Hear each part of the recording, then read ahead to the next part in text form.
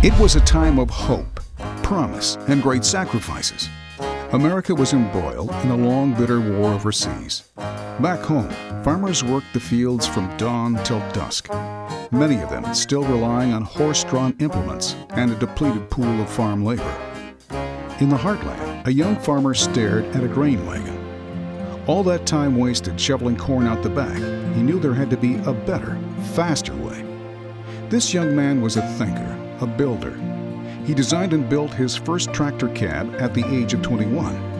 And in 1943, on his farm near Pella, Iowa, Gary Vermeer built a mechanical wagon hoist that eliminated a back-breaking job. Word spread about the invention and requests poured in from other farmers who wanted Gary to build them one. So along with his cousin Ralph Vermeer, Gary started Vermeer Manufacturing Company in a cinder block building on the western edge of Pella. The doors opened on November 22, 1948, and brother Harry Vermeer would join a few years later. Whether he realized it or not, Gary was in the early stages of creating what would become one of the largest and most respected family-owned corporations in the Midwest. Vermeer was now more than Gary's name. It was a product.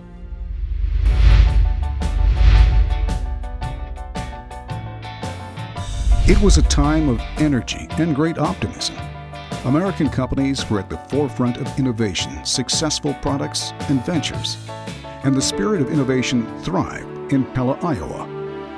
Many of Gary's early ideas for product innovations came to him while working on his farm, usually as the result of looking for a better, faster, or more efficient way of doing something. His first big commercial success, the PTO-powered hammer mill. And a farmer came along there and said to me, "Boy, you got a good idea there, but you ought to put it on wheels." And so we went back, and a day or so later we had it on wheels, just put some handle irons under it and so forth.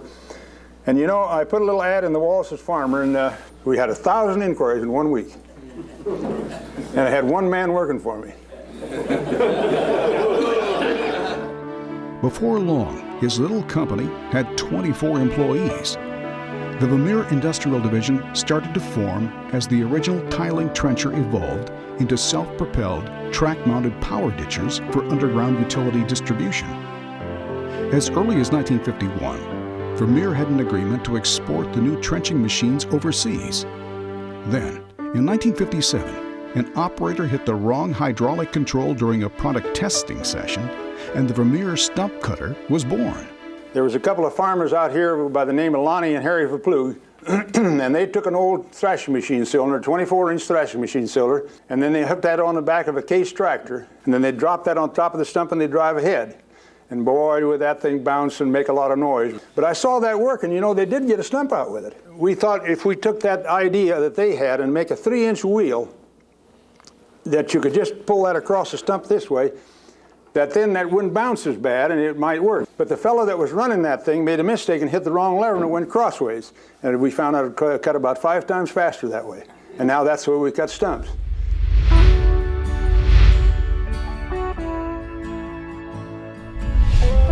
It was a time of change, particularly in America's blossoming suburbs. Environmentally conscious consumers demanded cleaner, less invasive ways of stringing utility services across America's landscape. And Vermeer was ready, with a complete line of rubber tire and track trenchers, sporting a new, fresh design, and a reputation for outstanding reliability, durability, and performance in the field. A fleet of Vermeer tree spades launched a brand new concept called Instant Shade. This reduced the drudgery of digging, moving, balling, and planting small trees and shrubs for nurseries.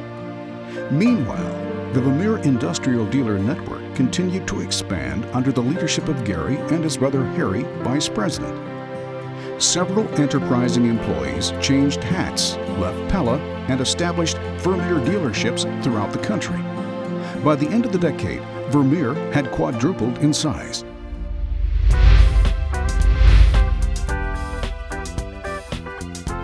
Baby boomers were coming of age and transforming America's workforce.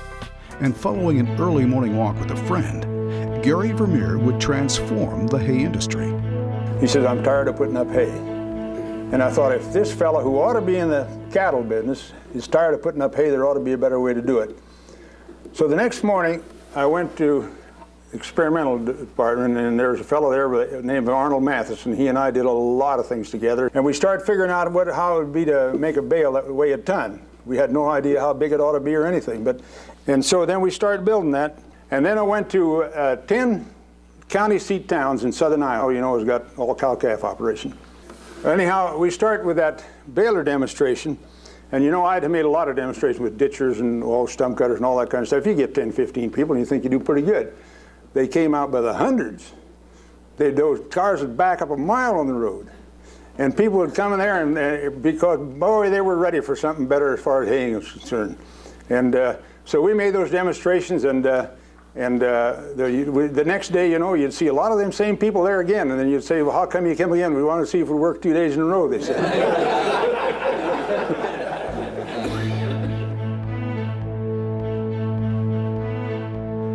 Almost overnight, Vermeer revolutionized the hay industry. The company doubled in size. Orders for big round balers stretched manufacturing production and capacity to the limits.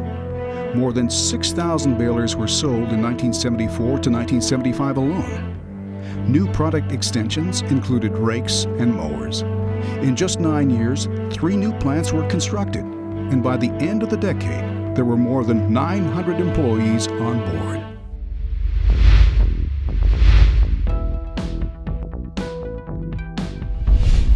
The technical revolution takes off. By 1983, Vermeer International, located in the Netherlands, had become a wholly owned subsidiary of Vermeer, and by the end of the century would expand from its Spartan 2-story offices into a major marketing, manufacturing, and distribution center to support a rapidly growing international sales organization. Vermeer developed and refined new underground equipment and methods. In concert with improvements in fluid power transmission, a new line of hydrostatic trenchers was introduced. As jobs got tougher, trenchers got bigger. Vermeer helped trench the untrenchable in tunnels, along mountain passes, even in conditions few thought possible. Vermeer also discovered another huge niche for the environmental product line. Chipper sales exploded, particularly with the introduction of the company's popular hydraulic feed system. In 1989, a new generation of Vermeer management took over. Gary's son, Bob Vermeer, and daughter Mary Andringa followed in his path, always in search of better ways to accelerate product development, streamline the manufacturing process, expand the Vermeer global presence, and recruit, train, and engage a rapidly growing workforce. I think another thing, as we have become much larger, we've empowered many more people with a lot of responsibility to develop product, to develop solutions, to get manufacturing done, to all those areas. And really, very, very simply, lean is just the relentless pursuit of waste, looking for how you can take steps out and time and waiting out of any process.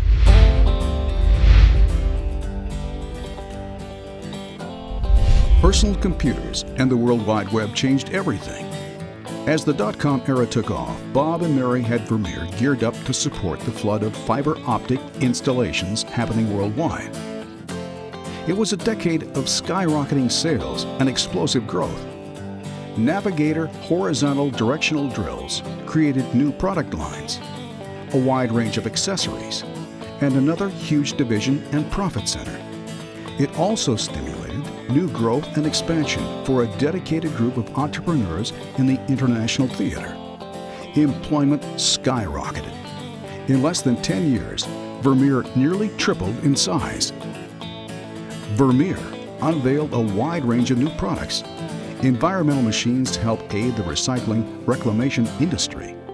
Bigger, wider, deeper trenching and rock cutting machines to meet the challenging conditions of contractors working on new infrastructures in remote areas of the world.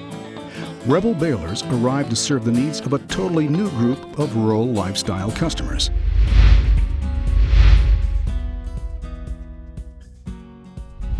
Together, Bob and Mary, now serving as co-CEOs, positioned Vermeer for success in the new millennium by bringing new faces to the board of directors, establishing a strong executive team to help lead the organization into new markets worldwide. In 2005, Jason Andringa joined as Environmental Segment Manager. He would later become President, Forage and Environmental Solutions. Allison Vermeer Van Weingarten joined in 2007 as Industrial Dealership Distribution Manager. And the following year, Mindy Andringa Vandenbosch was named Market Assessment Manager. As a third generation, we grew up as cousins together, and we all knew that our grandpa had a huge passion for this company, and it was always instilled in us to have that passion. Every one of our third generation is excited about the company. We care about the company. We want to see the company last as long as it can. We don't all work here, but we have plenty of third generation that are involved in the family portion of the business, but also into the everyday business. And at all different levels, we all have a passion for the organization. For me to have the opportunity to come work at the company that my grandfather founded and provide leadership to this company and hopefully allow this company to be successful many years, many decades into the future is an awesome opportunity for me. Vermeer entered the jumbo drill market and seized greater share of the burgeoning biomass market, broadening its product line and introducing the first terrain leveler attachment for surface mining and a horizontal grinder for wood waste reclamation. Vermeer expanded its global footprint in China, in Singapore, and in Brazil, putting in place sales, marketing, equipment, and parts support to serve the needs of customers in the Asia-Pacific and Latin American markets. In 2007, Vermeer signed an agreement with South Dakota-based Wildcat Manufacturing, enhancing the company's presence in the composting and trommel screen markets. The next year, Vermeer and Dutch-based Lely Group jointly acquired the German agricultural baler and bale wrapper manufacturer Welger, further strengthening Vermeer's presence in the forage industry. Then, in 2009, we said goodbye to the man who started it all. Founder Gary Vermeer passed away at 90 years of age, leaving behind a legacy of innovation, leadership, hard work, and a passion for finding better ways to get the job done. His spirit definitely lives on because the name is on all the machines we build. Every machine that we build has his name on it. So of course his legacy lives on, and every time we sell a piece of Vermeer equipment and it's out there somewhere around the world and it has the name Vermeer on it, that's Gary Vermeer's legacy continuing on into the future.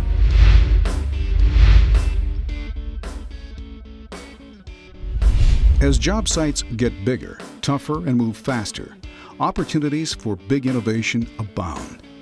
In 2011, Vermeer unveiled the T1655 Terrain Leveler, the largest machine ever manufactured in Iowa.